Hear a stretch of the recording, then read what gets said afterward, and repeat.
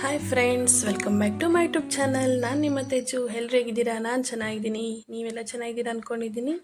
ಈ ವ್ಲಾಗ್ ಬಂದುಬಿಟ್ಟು ಬುಧವಾರ ಗುರುವಾರದ್ದಾಗಿರುತ್ತೆ. ಬುಧವಾರ ಬಸವನ ಜಯಂತಿ ಆಗಿರೋದ್ರಿಂದ ನಾನು ಹೆಸರುಬೇಳೆ ಪಾಯಸ ಮಾಡೋಣ ಅಂತ ಹೆಸರುಬೇಳೆ ಎಲ್ಲ ಹುರ್ಕೊತಾ ಇದ್ದೀನಿ. ಮತ್ತು ಒಂದು ಸೈಡು ಬೆಲ್ಲ ಹಾಕಿ ಕರಗಿಸ್ತಾ ಇದ್ದೀನಿ. ಸ್ಟವ್ ಮೇಲೆ ಒಂದು ಪಾತ್ರೆ ಇಟ್ಟು ಅದರಲ್ಲಿ ಬೆಲ್ಲ ಹಾಕ್ಕೊಂಡು ಒಂದು ಸ್ವಲ್ಪ ನೀರು ಆ್ಯಡ್ ಮಾಡಿಕೊಂಡು ಕರಗಿಸ್ಕೋಬೇಕು. ಮತ್ತು ಅದಾದಮೇಲೆ ಹೆಸರುಬೇಳೆಗೆ ಬೇಯಿಸ್ಕೊಂಡಿರೋದನ್ನ ಈ ರೀತಿ ನುಣ್ಣಗೆ ಬೇಯಿಸ್ಕೋಬೇಕು. ನಾನು ಟೀ ಗ್ಲಾಸಲ್ಲಿ 1 ಗ್ಲಾಸ್ ಹಾಕಿದ್ದೆ ಹೆಸರುಬೇಳೆ ಅಷ್ಟೇ. ಅದನ್ನು ಹುರ್ಕೊಂಡು ತೊಳ್ಕೊಂಡು ಅದನ್ನು ಬೇಯಿಸಿಟ್ಕೊ. ಒಂದು ಪಾತ್ರೆ ಇಟ್ಬಿಟ್ಟು ಅದರಲ್ಲಿ 1.5 ಸ್ಪೂನ್ ಅಷ್ಟು ಆಗೋಷ್ಟು ತುಪ್ಪ ಹಾಕ್ಕೊಂಡು ಡ್ರೈ ಫ್ರೂಟ್ಸ್ ಎಲ್ಲ ಹಾಕ್ಕೊಂಡು ಈ ರೀತಿ ಹುರ್ಕೊಂಡು ಎತ್ತಿಟ್ಕೋಬೇಕು. ಅದಾದಮೇಲೆ ನಾವೇನೇ ಬೇಯಿಸ್ಕೊಂಡಿರ್ತೀವಲ್ಲ ಹೆಸರುಬೇಳೆನ ಇದರಲ್ಲಿ ಮಿಕ್ಸ್ ಮಾಡ್ಕೋಬೇಕು. ಬೆಲ್ಲನೆಲ್ಲ ಕರಗಿಸ್ಕೊಂಡಿರ್ತೀವಲ್ಲ, ಮತ್ತು ಅದನ್ನು ತಗೊಂಡು ಟೀ ಸೋಸೋದ್ರಲ್ಲಿಟ್ಟು ಸೋಸ್ಕೋಬೇಕು. ಮಣ್ಣು ಕಲ್ಲು ಇರ್ತಾವಲ್ಲ, ಅದಕ್ಕಾಗಿ ಸೋಸ್ಕೊಂಡು ಇಟ್ಕೋಬೇಕು. 2 ಏಲಕ್ಕಿನ ಜಜ್ಜಿಬಿಟ್ಟು ಪೌಡ್ರ್ ಥರ ಮಾಡಿ ಆ್ಯಡ್ ಮಾಡ್ಕೋಬೇಕು. ಅದಾದಮೇಲೆ ಕಾಯಿ ತುರಿ ಆಯಿತು, ಕೊಬ್ಬರಿ ತುರಿ ಆಯಿತು ಹಾಕ್ಕೋಬೇಕು. ಮತ್ತು ಒಂದು ಸ್ವಲ್ಪ ಹಾಲು ಹಾಕ್ಕೊಂಡು ಕುದಿಯೋವರೆಗೂ ಬಿಟ್ಟು ಅದಾದಮೇಲೆ ಡ್ರೈ ಫ್ರೂಟ್ಸ್ನೆಲ್ಲ ತುಪ್ಪದಲ್ಲಿ ಕರೆದಿಟ್ಕೊಂಡಿರ್ತೀವಲ್ಲ ಅದನ್ನು ಮಿಕ್ಸ್ ಮಾಡ್ಕೋಬೇಕು. ಅಷ್ಟೇ, ಹೆಸರುಬೇಳೆ ಪಾಯಸ ರೆಡಿ ಆಯಿತು. ಈಗ ಸಮ್ಮರ್ ಆಗಿರೋದ್ರಿಂದ ನಾನು ಹೆಸರುಬೇಳೆ ಪಾಯಸ ಮಾಡಿದ್ದೆ ತಂಪಾಗುತ್ತೆ ಅಂತ. ದೇವರಿಗೆಲ್ಲ ಪೂಜೆ ಮಾಡಿ ನೈವೇದ್ಯ ಮಾಡಿ ಇಕ್ಕಿದ್ದೆ. ಅದು ವಿಡಿಯೋ ಮಾಡೋಕ್ಕಾಗಲಿಲ್ಲ ನನಗೆ. ಅವತ್ತಿನ ದಿವಸ ವಿಡಿಯೋ ಮಾಡೋಕ್ಕಾಗಲಿಲ್ಲ ನನಗೆ. ಇದರಲ್ಲೇ ನೆಕ್ಸ್ಟ್ ಡೇ ವ್ಲಾಗ್ ಕೂಡ ಕಂಟಿನ್ಯೂ ಮಾಡಿದ್ದೀನಿ. ನೆಕ್ಸ್ಟ್ ಡೇ ಮಾರ್ನಿಂಗ್ ದೋಸೆ ಒಯ್ದಿದ್ದೆ. ಮೊನ್ನೆ ಇಡ್ಲಿ ಮಾಡಿದ್ದು ಹಿಟ್ಟು ಉಳಿದಿತ್ತು. ಅದನ್ನೇ ಮಿಕ್ಸಿಗೆ ಹೊಡೆದುಬಿಟ್ಟು ಈ ರೀತಿ ಬಟ್ಲಲ್ಲಿ ಹಾಕ್ಕೊಂಡು ಒಂದು ಅರ್ಧ ಕಪ್ಪಷ್ಟು ಗೋಧಿ ಹಿಟ್ಟು, ಒಂದು 1/4 ಕಪ್ಪಷ್ಟು ಅಕ್ಕಿ ಹಿಟ್ಟು, ಒಂದು 2 ಸ್ಪೂನಷ್ಟು ಕಡಲೆ ಹಿಟ್ಟು ಹಾಕ್ಕೊಂಡು ಮತ್ತು ಒಂದು ಸ್ವಲ್ಪ ಉಪ್ಪು ಹಾಕ್ಕೊಂಡು ಮಿಕ್ಸ್ ಮಾಡಿ ಎತ್ತಿಟ್ಕೋಬೇಕು. ಮತ್ತು ಹಂಚಿಟ್ಟಿದ್ದೆ ಕಾಯೋದಕ್ಕೆ. ಅದಕ್ಕಾದಾದಮೇಲೆ ಸ್ವಲ್ಪ ಎಣ್ಣೆ ಹಾಕ್ಕೊಂಡು ಈರುಳ್ಳಿ ಹಚ್ಚಿದ್ದೀನಿ. ಈರುಳ್ಳಿ ಹಚ್ಚಿದ್ರೆ ಸ್ವಲ್ಪ ದೋಸೆ ಬೇಗ ಚೆನ್ನಾಗಿ ಎದ್ದೇಳ್ತವೆ ಅಂತ ಈರುಳ್ಳಿ ಹಚ್ಚಿದ್ದೀನಿ. ಫಸ್ಟು ಒಂದು ದೋಸೆ ಬೆಳ್ಳಗೆ ಬಂತು ಅಂತ ಸ್ವಲ್ಪ 1/4 ಸ್ಪೂನಷ್ಟು ಸಕ್ಕರೆ ಹಾಕಿದ್ದೆ. ಸಕ್ಕರೆ ಹಾಕಿದ್ರೆ ದೋಸೆ ಕೆಂಪಗೆ ಬರ್ತವೆ, ನಿಮ್ಗದು ಗೊತ್ತಿರುತ್ತೆ ನೋಡಿ. ಫಸ್ಟ್ ದೋಸೆ ಬೆಳ್ಳಗೆ ಬಂದಿದೆ, ಅದಕ್ಕಂತಲೇ ಒಂದು ಸ್ವಲ್ಪ ಸಕ್ಕರೆ ಆ್ಯಡ್ ಮಾಡಿದ ತಕ್ಷಣ ಸೆಕೆಂಡ್ ದೋಸೆ ಸ್ವಲ್ಪ ಕೆಂಪಗೆ ಬಂದಿದೆ. ನೀವೇ ನೋಡಿ. ಇಲ್ಲಿ ನಾನು ದೋಸೆ ಜೊತೆಗೆ ಚಟ್ನಿ ಮಾಡಿದ್ದೆ. ಪಲ್ಯ ಏನು ಮಾಡೋಕ್ಕೆ ಹೋಗಲಿಲ್ಲ, ಬರೀ ದೋಸೆ ಚಟ್ನಿ ಅಷ್ಟೇ ಮಾಡಿದ್ದೆ.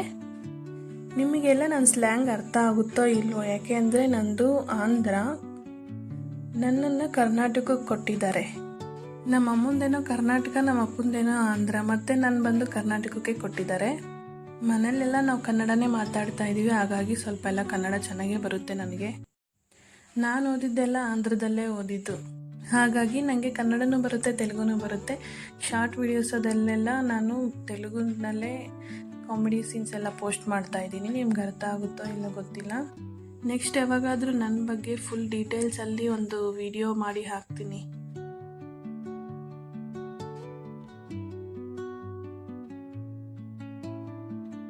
ಮಾರ್ನಿಂಗ್ ಟಿಫನ್ ಎಲ್ಲ ಆದಮೇಲೆ ನಮ್ಮ ಮನೇಲಿ ಈರುಳ್ಳಿ ತಂದಿದ್ರು, ಅದನ್ನೆಲ್ಲ ಎತ್ತಿಡ್ತಾ ಇದ್ದೀನಿ ಎಲ್ಲ. ಆಮೇಲೆ ಮಧ್ಯಾಹ್ನ ಸಾರಿಗಂತ ಮಾವಿನಕಾಯಿ ಹುಳಿ ಮಾಡೋಣ ಅಂತ ಮಾವಿನಕಾಯಿ ತೊಳೆದು ಚೆನ್ನಾಗಿ ಈ ರೀತಿ ಸ್ಲೈಸಸ್ ಥರ ಹಚ್ಚಿಟ್ಕೋಬೇಕು. ಅದನ್ನು ಚೆನ್ನಾಗಿ ತೊಳೆದು ಆದಮೇಲೆ ಮತ್ತೆ ಬೇರೆ ನೀರನ್ನಾಗ ಹಾಕಿ ಪಾತ್ರೆಯಲ್ಲಿ ಸ್ಟವ್ ಮೇಲೆ ಇಟ್ಟು ಅದು ಬೇಯಿಸೋಕೆ ಇಡಬೇಕು. ಮತ್ತು ಈ ಕಡೆ ಒಂದು ಮಿಕ್ಸಿ ಜಾರ್ ತಗೊಂಡು ಮಸಾಲೆಗೆ ರುಬ್ಬಿಟ್ಕೋಬೇಕು. 1-2 ಬೇಡಿಗೆ ಮೆಣಸಿನ್ಕಾಯಿ ಹುರಿದಿರೋ ಅಂಥದ್ದು, ಮತ್ತು ಸ್ವಲ್ಪ ಕೊಬ್ಬರಿ, ಕಡಲೆ, ಬೆಳ್ಳುಳ್ಳಿ, ಕೊತ್ತಂಬರಿ ಸೊಪ್ಪು ಇದೆಲ್ಲ ಆ್ಯಡ್ ಮಾಡಿಕೊಂಡು ಮತ್ತು ಜೀರಿಗೆ ಹಾಕ್ಕೋಬೇಕು. ಇದನ್ನೆಲ್ಲ ಆ್ಯಡ್ ಮಾಡಿಕೊಂಡು ಮಿಕ್ಸಿಗೆ ಹಾಕ್ಕೊಂಡು ಎತ್ತಿಟ್ಕೋಬೇಕು. ಮತ್ತು ಒಗ್ಗರಣೆಗಂತ ಈರುಳ್ಳಿ ಹಚ್ಕೊಂಡೆ. ಮತ್ತು ಈ ಕಡೆ ಮಾವಿನಕಾಯಿ ಎಲ್ಲ ಬೆಂದಾಗಿದೆ. ಬೆಂದಾದಮೇಲೆ ಅದನ್ನು ಚೆನ್ನಾಗಿ ತೊಳಿಬೇಕು. ಮಾವಿನಕಾಯಿ ಹುಳಿ ಇದ್ದರೆ ತೊಳೆದು ಬೇರೆ ನೀರು ಹಾಕಿ ಇದು ಮಾಡಬೇಕು. ಇಲ್ಲ ನಮ್ಮ ಮಾವಿನಕಾಯಿ ಹುಳಿ ಇಲ್ಲ ಅಂದರೆ ಇದೇ ನೀರು ಹಾಕಿ ಸಾಂಬಾರು ಮಾಡ್ಬೋದು. ನೋಡಿ, ಈ ರೀತಿ ಚೆನ್ನಾಗೆಲ್ಲ ಬೆಂದಿದ್ದಾವೆ. ಮತ್ತು ಮಾವಿನಕಾಯಿ ಮೇಲೆ ಸಿಪ್ಪೆ ಇರುತ್ತಲ್ಲ ಅದನ್ನೆಲ್ಲ ತೆಗೆದಾಕೋಬೋದು. ನಿಮಗೆ ಬೇಕು ಅಂದರೆ ನೀವು ಇಟ್ಕೊಳ್ಳಿ, ಇಲ್ಲ ಅಂದರೆ ತೆಗೆದಾಕಿ ಸಾಂಬಾರು ಮಾಡಿ. ನೋಡಿ, ಈ ರೀತಿ ಸಿಪ್ಪೆಲ್ಲ ತೆಗೆದಿಟ್ಕೋಬೇಕು. ಹಣ್ಣಿಗೆ ಬಂದಿರೋ ಅಂಥ ಕಾಯಿ ತೊಗೊಂಡು ಮಾವಿನಕಾಯಿ ಹುಳಿ ಮಾಡಬೇಕು. ಹಸಿಕಾಯಿ ತೊಗೊಂಡು ಮಾಡಿದ್ರೆ ಅಷ್ಟು ಚೆನ್ನಾಗಿರಲ್ಲ ಟೇಸ್ಟು. ಒಗ್ಗರಣೆಗೆ ಅಂತ ಸ್ಟವ್ ಮೇಲೆ ಪಾತ್ರೆ ಇಟ್ಟು ಅದಕ್ಕೆ 1.5 ಸ್ಪೂನಷ್ಟು ಎಣ್ಣೆ ಹಾಕ್ಕೊಂಡು ಸಾಸಿವೆ, ಜೀರಿಗೆ, ಕರಿಬೇವು ಮತ್ತು ಬೇಡಿಗೆ ಮೆಣಸಿನ್ಕಾಯಿ ಎಲ್ಲ ಹಾಕ್ಕೊಂಡು ಮತ್ತು ಈರುಳ್ಳಿ ಹಾಕ್ಕೋಬೇಕು. ಈರುಳ್ಳಿ ಸ್ವಲ್ಪ ಹಾಕಾದ್ಮೇಲೆ ಸ್ವಲ್ಪ ಉಪ್ಪು ಹಾಕಿ ಈರುಳ್ಳಿ ಎಲ್ಲ ಬೆಂದಾದ್ಮೇಲೆ ಮಸಾಲೆಗೆ ರುಬ್ಕೊಂಡಿರ್ತೀವಲ್ಲ ಅದನ್ನೆಲ್ಲ ಇದಕ್ಕೆ ಆ್ಯಡ್ ಮಾಡಬೇಕು.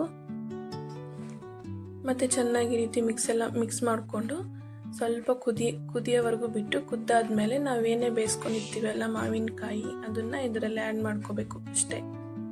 ನಿಮ್ಗೆ ಇನ್ನೂ ಸ್ವಲ್ಪ ಜಾಸ್ತಿ ಬೇಕು ಅಂದರೆ ನೀರನ್ನ ಹಾಕ್ಕೊಳ್ಳಿ. ಬೆಲ್ಲ ಬೇಕು ಅಂದರೆ ಬೆಲ್ಲ ಹಾಕ್ಕೊಳ್ಳಿ ಹುಳಿ ಇರೋರಿಗೆ. ನಾನು ಹಾಕಿರೋ ಮಾವಿನಕಾಯಿ ಹುಳಿ ಇರಲಿಲ್ಲ, ನಾನು ಹಾಗಾಗಿ ಬೆಲ್ಲ ಹಾಕಿಲ್ಲ. ನಿಮ್ಮ ಮಾವಿನಕಾಯಿ ಹುಳಿ ಇದ್ದರೆ ಬೆಲ್ಲ ಹಾಕ್ಕೊಳ್ಳಿ. ಮತ್ತು ಖಾರದ ಪುಡಿ ಹಾಕ್ಕೋಬೇಕು. ನೀವು ಜಾಸ್ತಿ ಖಾರ ತಿಂತೀರಾ ಅಂದರೆ ಇನ್ನು ಸ್ವಲ್ಪ ಜಾಸ್ತಿ ಖಾರದ ಪುಡಿ ಹಾಕ್ಕೊಂಡು ಮಿಕ್ಸ್ ಮಾಡಿಕೊಂಡು ಸ್ವಲ್ಪ ಕುದಿಯೋವರೆಗೂ ಬಿಡಬೇಕು.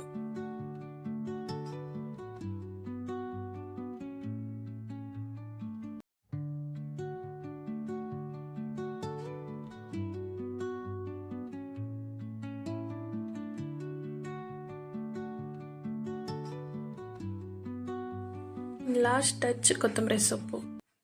ಮಸಾಲೆಗೆ ರುಬ್ಬೇಕಾದ್ರೆ ಕೊತ್ತಂಬರಿ ಸೊಪ್ಪು ಆ್ಯಡ್ ಮಾಡ್ಕೊಂಡಿದ್ದೆ. ಲಾಸ್ಟಿಗೂ ಈ ರೀತಿ ಕೊತ್ತಂಬರಿ ಸೊಪ್ಪು ಹಾಕ್ಕೋಬೇಕು. ಕೊತ್ತಂಬರಿ ಸೊಪ್ಪು ಹಾಕಿದ್ರೆ ಫ್ಲೇವರ್ ಚೆನ್ನಾಗಿರುತ್ತಲ್ಲ, ಅದಕ್ಕಾಗಿ. ಬಿಸಿ ಬಿಸಿ ಮಾವಿನಕಾಯಿ ಹುಳಿ ರೆಡಿ ಆಯಿತು. ಇದು ಮುದ್ದೆ ಜೊತೆ ಅಲ್ಲಾದರೂ ತಿನ್ಬೋದು, ಅನ್ನದ ಜೊತೆ ಅಲ್ಲಾದರೂ ತಿನ್ಬೋದು. ಮತ್ತು ಮಧ್ಯಾಹ್ನದ ಊಟ ಆದಮೇಲೆ ನಾನು ಈವ್ನಿಂಗ್ ಕಸ ಹೊಡಿತಾ ಇದ್ದೆ. ಒಳಗಡೆ ನಾನು ಹೊಡಿತಾ ಇದ್ದರೆ ಕಸ, ನನ್ನ ಮಗ ಹೊರಗಡೆ ಹೊಡಿತಾವನೆ. ಡೈಲಿ ಇದೇ ಥರ ಮಾಡ್ತಾ ಇರ್ತಾನೆ. ವ್ಲಾಗ್ ಇಲ್ಲಿಗೆ ಎಂಡ್ ಮಾಡ್ತಾ ಇದ್ದೀನಿ. ಈ ವಿಡಿಯೋ ಇಷ್ಟ ಆದರೆ ಲೈಕ್ ಮಾಡಿ, ಶೇರ್ ಮಾಡಿ, ಸಬ್ಸ್ಕ್ರೈಬ್ ಮಾಡ್ಕೊಳ್ಳಿ. ವಿಡಿಯೋ ಇಷ್ಟ ಆದರೆ ಕಮೆಂಟ್ ಮಾಡಿ. ಇನ್ನೂ ಇದೇ ಥರ ವೀಡಿಯೋಸ್ ಬರ್ತಾ ಇರ್ತವೆ. ಸಬ್ಸ್ಕ್ರೈಬ್ ಮಾಡ್ಕೊಳ್ಳಿ ಎಲ್ಲರೂ. Thank you for watching. Bye bye.